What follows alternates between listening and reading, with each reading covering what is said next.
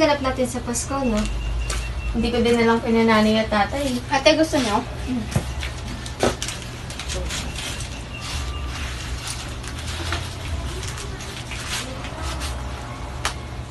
Oh, ba't nakalabas ang sapatos ni nanay? Saan kaya si nanay? Mga anak, kailangan muna umalis ni nanay. Bakit po, Nay? Kaya po pala nakalabas ang sapatos niya. Napag-usapan kasi namin ng tatay nyo na ako muna magtrabaho habang magpapagaling siya. Paano po, Nay, sa araw ng Pasko? Yun na nga mga anak, isa yon sa dahilan namin ng inyong tatay. Alam niyo naman siguro mga anak na ang baba ng kinikita namin ng tatay nyo dito sa Pilipinas. Kaya napagdesisyon na namin na pumunta muna ako sa ibang bansa. Upang may panghanda rin tayo sa araw ng Pasko. At may pagdiriwang natin ng maalis ang araw ng Kapaskuhan. Pasensya na mga anak, nang dahil sa akin mga ibang bansa ang inyong nanay upang maghanap ng trabaho habang ako'y nagpapagaling. Pasensya ka na mahal.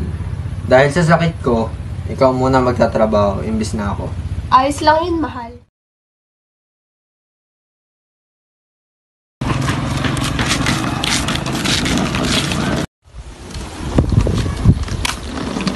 Paano ba yan mga anak? Aalis na ako.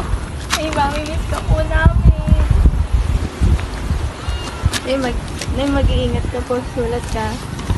Nay, mamimiss ko.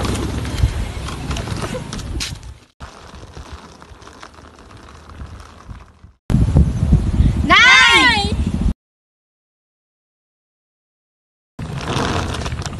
Mahal! Mga anak! Mamimiss ko kayo! Mahal na mahal kayo ni nanay! Tay, umalis na po si nanay. Oo nga, Tay. Huwag kayo mag-alala mga anak. Babalik din ang nanay niyo.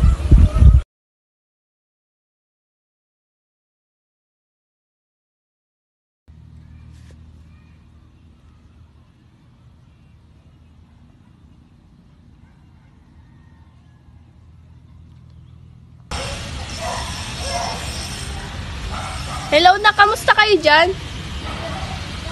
Ayos lang kami ma. Ito, nasa hospital kami. Gawa ni Bunso. Ano nangyari kay Bunso? Naksidente. Anong lagay? Critical lang kondisyon niya ngayon.